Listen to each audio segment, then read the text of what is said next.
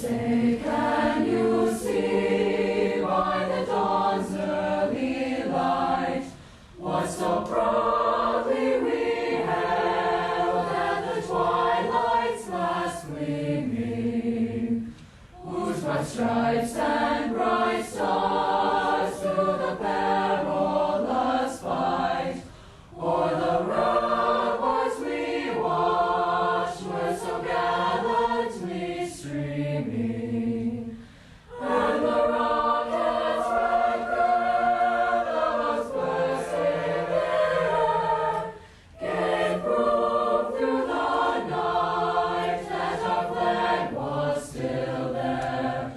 Oh, say does that star-spangled banner yet wave o'er the land of the free and the home of the brave? Order one. Right, please. Forward, march.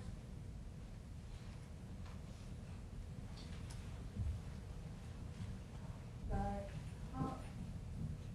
Right, place. Reading it. On.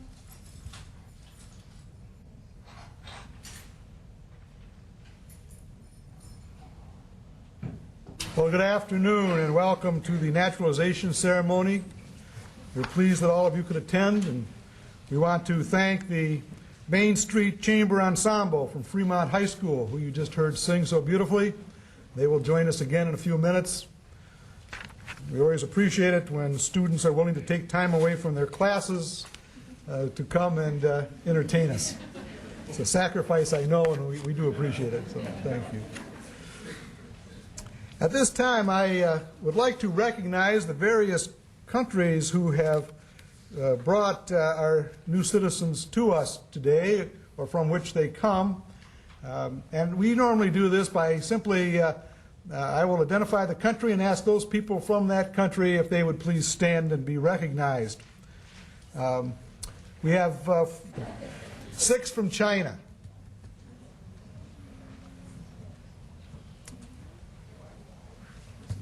Well, we have 4 from China, it appears. Okay, we're 1 certificate to the good. Even them, yeah. Unless, of course, you want to pay attention to whose names are on them. Croatia has supplied us with 1 person today. From Croatia. From Cuba, 3 people. All right. There's a phrase in this country, close enough for government work. But I think we may be pushing the envelope a little bit here. 2 from the Dominican Republic. All right, back on track. Thank you. Gotten us straightened out here. Guyana has 1 person. Guyana? All right, how about 1 from Honduras? There we are, thank you. And 6 from India. Yeah. Almost. Right. Thank you. 2 from Jamaica. Oh, almost lost her. All right. Thank you. And 1 from Japan. In the back, fine, thank you. 1 from Jordan. New citizen from Jordan. Thank you, sir. And 1 from Laos. Laos. Thank you. 2 from Lebanon. Okay. There we are. All right, back there. Good. Thank you. 1 from Liberia. Oh, what a nice looking outfit there. Thank you. From Mexico, we have 13 today. I can't count that high. I think there's 13 people standing. All right, fine. Thank you very much. 1 from Morocco. And 1 from the Netherlands. Back here, all right. 1 from Nigeria. Down in front. Good. And one from the Philippines. In the middle here, all right. From Serbia and Montenegro, we have one. Okay. Somalia, we have one. Right in the middle there. Good. From the Sudan, we have 5.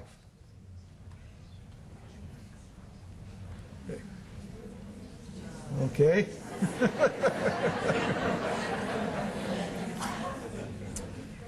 One from Sweden. Thank you. And one from Syria. Okay. All right, good in the back.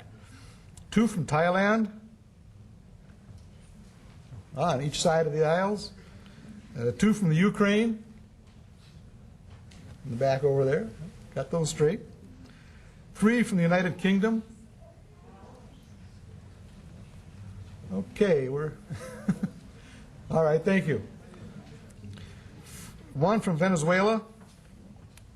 Right down in front, thank you. And 7 from Vietnam.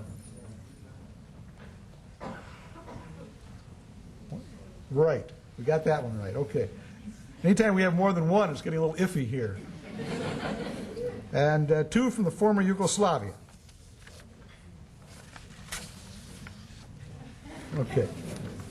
Fine, thank you. Well, at this time I'm going to ask all those people who have stood up and who are going to be our new citizens to please stand again so that I may administer to you the oath of allegiance. So, all applicants for citizenship should be standing at this time. Now I'm going to ask you in a moment to raise your right hand and listen to the oath as I give it to you, and then I'm going to ask you at the end if you so swear or affirm, and you should answer, I do. Please raise your right hand. Do you declare on oath that you absolutely and entirely renounce and abjure all allegiance and fidelity to any foreign prince, potentate, state, or sovereignty, of whom or which you have heretofore been a subject or citizen, that you will support and defend the Constitution and laws of the United States of America against all enemies, foreign and domestic, that you will bear true faith and allegiance to the same, that you will bear arms on behalf of the United States when required by law, that you will perform non-combatant service in the armed forces of the United States when required by law, that you will perform service of national importance under civilian direction when required by law, and that you take this obligation freely without any mental reservation or for purposes of evasion. So help you God. Do you so swear or affirm? Fine, thank you. Please remain standing. I'm going to ask all the rest of our guests to stand at this time to join me in the Pledge of Allegiance.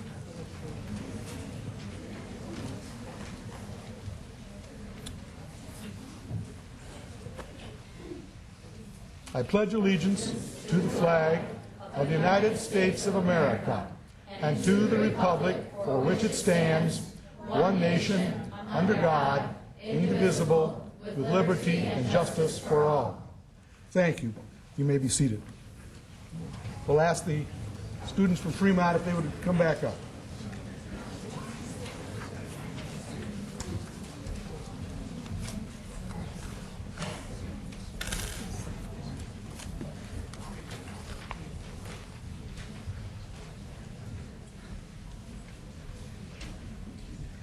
This afternoon we're going to bring you a medley of 3 patriotic pieces that are near and dear to the hearts of most Americans. We're going to ask you on the very last verse of the Battle Hymn of the Republic, if you would sing along with us, please. Glory, glory, hallelujah.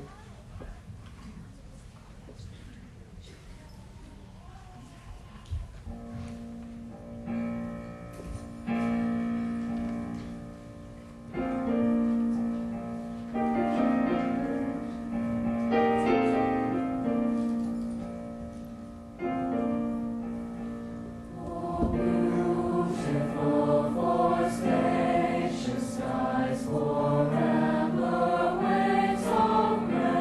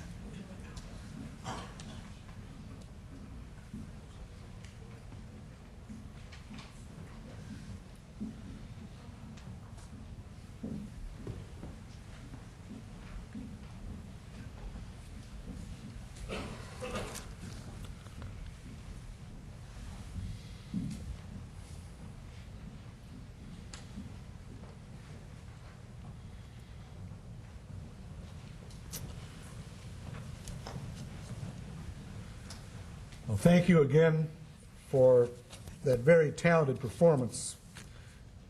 I don't sing that good even when I'm by myself in the shower, so I think that's marvelous. We appreciate it. Fellow citizens of the United States, let me be the first to congratulate you on your new citizenship. Alistair Cook, a noted commentator in the history of this country and a naturalized citizen himself, writes in his book entitled America that most immigrants have come to this country because of hard times in the homeland. America, by contrast, has been regarded as the land of opportunity, and of course it has often proven to be just that. American citizenship is a wonderful thing. It represents the dreams and labors of men and women for centuries. Our charters of human liberty, our Declaration of Independence, our Constitution, our Bill of Rights were all obtained after a time of suffering and sacrifice. They were obtained at a high price. But the voice they offer in our government, the voice or the freedom they give us to worship, and the freedom they offer us to conduct our daily affairs as we choose, are all freedoms of human aspiration, were well worth that struggle, that suffering, and that sacrifice. And throughout history, men and women of all colors and creeds and of all races and religions have come to this country to seek opportunities and often to escape tyranny and discrimination. The risks have been great, but the reward has been opportunity. This very point was made several years ago in an article in Parade magazine. And the article talks about an artist named Alfred Levet, who emigrated to this country in 1911 when he was 17 years old. Mr. Levet was born in Belarus, which is near the Ukraine border. At 104 years of age, Mr. Levet made the following observation, and I quote from his own words: "America opened my eyes to a wider horizon of life. I began to understand that the Russian people were not the only people on this globe. There were French, there were Germans, there were English, there were Spanish, there were Americans. There were all sorts of people that I had never dreamt of, let alone understood. America was a place for all of these people to come, as I did, to seek their fortunes, to seek a hopeful place to spend their lives." Well, perhaps some of you share those sentiments. But with the opportunities offered by this country may come disappointment. All of us find that despite the many freedoms we enjoy, we still have to struggle to achieve what we want. Unquestionably, immigrants have made the United States what it is today, and they have written much of our rich history. Our American culture, our language, our very identity have been heavily influenced by people from countries around the globe. Indeed, as recently as 2 years ago, it was estimated that 15% of our existing labor force are foreign-born. That's nearly 22 million people. Each new wave of immigrants and their progeny eventually find their place in the United States, and the society that is already here learns to accommodate the cultures of our new citizens and often adopting ideas and traditions as our own. As one recent commentator has pointed out, whether it was in the substantial waves of immigrants that landed on the United States shores from Germany, Ireland, Britain, and Scandinavia in the mid-1800s, or the massive wave that came in the early 20th century, led by people from Southern and Eastern Europe, our naturalized citizens have redefined what it means to be an American. What we took as foreign 100 years ago, things such as St. Patrick's Day, Scandinavian furniture, Catholic presidential candidates, are commonplace today. And the process is ongoing, as today we have new waves of immigrants from Latin America, Asia, and Africa. Indeed, the American identity is intractably intertwined with that of its newest citizens. It can often be hard to discover where the immigrant culture ends and the so-called American culture begins. The population of this country, when our founding fathers wrote our Constitution, was less than 4 million people. That's half the size of New York City today. In the first 140 years, we grew from 4 million people to 100 million people. Today, we are 300 million people, and we are the third largest country in the world. The process of accommodation requires both changes among those new to our shores and those already here. Many people like to romanticize the history of foreign-born people coming to the shores of this country to escape tyranny and poverty. And indeed, this is the promise that America holds. But we must not over-romanticize history, for to do so usually reflects a love of the immigrants of the past and not the immigrants and the naturalized citizens of the present. We forget that many times in the past the story of immigration was full of staggering conflict, it was full of political debates, it was full of hostility to foreigners. One example might be the Irish when they first came over here. They certainly had a struggle. Well, things have changed since they first came. It was just last month in the state of Illinois they passed a law that said if you're going to run for judge, you can't change your name to an Irish name just to get elected. So we have to be mindful that we have a history that has managed to accommodate huge numbers of new citizens who have both changed this country and who have been changed by what they have found here. What's important to remember is that it is the great promise of this country that we are free to undertake that struggle. President Gerald R. Ford, after whom this building is named and to whom this building has been dedicated, perhaps summed it up best when he said that with great opportunity comes challenge. No one can guarantee us that we will be successful, but no one can stop us from trying. And so today, as we continue to debate the issues of immigration and who will become our new citizens, we must remember that the strengths that our new citizens bring to this country. Our newest citizens are risk takers, and that encompasses everybody in this room. They are the essence of capitalism and free enterprise.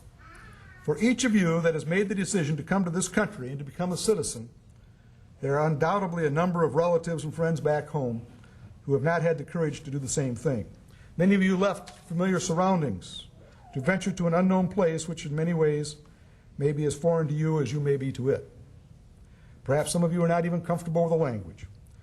But that's been the lifeblood of this country, hasn't it? People who are willing to take a risk in return for the opportunity of a better life. Now, there's much that our country will adopt from each of you. Over the years, our naturalized citizens have introduced us to new ideas and cultures, new religions, new art, new music, new language, and for all of this, we're thankful. But more important than even these wonderful gifts, many of our new naturalized citizens will remind us of basic political freedoms that we enjoy in this country. Our new citizens often know from firsthand experience what it means not to have these freedoms, while unfortunately many native-born Americans take these freedoms for granted. Where you find this to be the case, I challenge you to reinvigorate our national will by re-educating us about the value of those freedoms. Remind us what it is like not to have them. As our forefathers knew, the price of liberty is indeed eternal vigilance. I sometimes like to tell a little story about a person we had on this stage several years ago, or in this room, and eventually came up on the stage. And he was a citizen of what you would call an Eastern Bloc country in this part of the Soviet Union's sphere of influence. And he had been put in jail along with several other people. It was more of a dungeon, I suspect. And one by one, people were taken out of those cells and summarily executed by the guards. Somehow this particular individual had received a little notoriety in the West. His name was known. He was a political dissident whose name was out there. And so they were a little more careful about him, making him disappear. But the guards told him point blank that the interest in you in the West will die out shortly. And when it does, the same thing will happen to you as happened to the people down in the other cells. It's only a matter of time. Well, fortunately for him, the Berlin Wall fell, the Soviet sphere was broken up, and things changed. And he was freed. He came to this country. He was employed by a church in this city and has been a productive citizen in the West ever since. That's a story most of us really cannot identify with from any personal experience, but there are people that come to this country who are our naturalized citizens that bring us experiences like that. I think you may have read about one lady in the paper a couple of days ago who became a naturalized citizen yesterday, I believe, who worked with the Dutch underground during World War II. Certainly part of a struggle, and survived to tell the story. So we need people like you to bring us your stories that will help re-educate us about freedoms that we sometimes take for granted. You have to remember that not only will the people here take things for granted, but your own children and grandchildren will be native-born Americans. And they too may forget the hard lessons that you have learned unless you educate them as well. It's too easy to fall into complacency.